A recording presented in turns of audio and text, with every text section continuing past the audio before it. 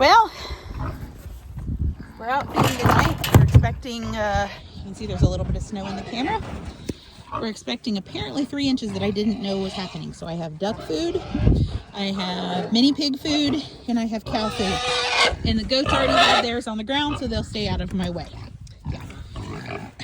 Good luck with that one. If you know goats, if you know, you know. Huh? All right, here we go. Now, the goal is to get everybody fat and happy. Pardon me while I oh. Yeah, that right there